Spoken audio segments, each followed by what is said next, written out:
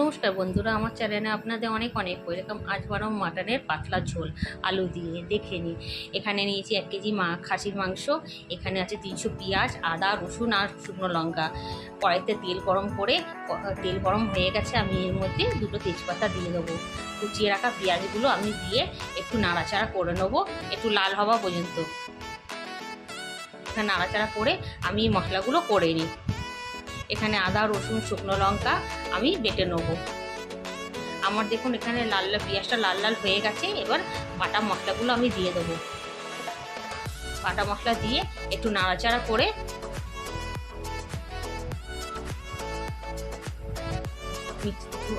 শুকনো মশলাগুলোও দিয়ে দেবো, যেমন হলুদ গুঁড়ো, জিরে গুঁড়ো, কাশ্মীরি লঙ্কার গুঁড়ো, নুন দিয়ে ভালো করে কষিয়ে মিক্সি ধোয়া জলটাও দিয়ে দেবো। দিয়ে ভালো করে কষিয়ে নেবো। একটু তেল ছেড়ে আসলেই আমি মটনগুলো দিয়ে দেবো, দিয়ে ভালো করে কষিয়ে নেবো।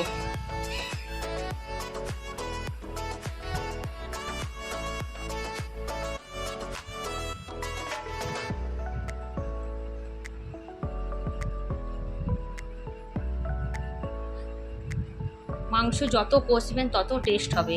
আমি এখানে কষিয়ে আমি ঢাকা দিয়ে দেবো। ঢাকা দিয়ে আমি কষবো। এখানে একটু দিয়ে কষিয়ে নেবো। আমি কোনো প্রেসার কুকারে কি দেবো না, আমি কড়াইতে করবো শিম আঁচে দিয়ে। একটু খুলে আমি 2 চামচ ফেটানো দই দিয়ে দেবো, 2 চামচ দিয়ে ভালো করে কষিয়ে আমি ঢেকে দেবো। যত আঁচ কম করে কষবে তত মাংস টেস্ট হবে।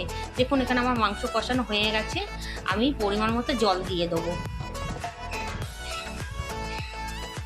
তেল ছেড়ে এসছে, আমি পরিমাণ মতো জল দিয়ে দেবো, দিয়ে আবার একটু নাড়াচাড়া করে ঢেকে দেবো।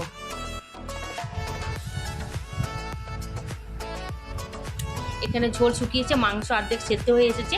আমি কয়েকটা আলু দিয়ে দেবো, দিয়ে আর একটু জল দিয়ে আমি আবার শিম আঁচে বসিয়ে দেবো।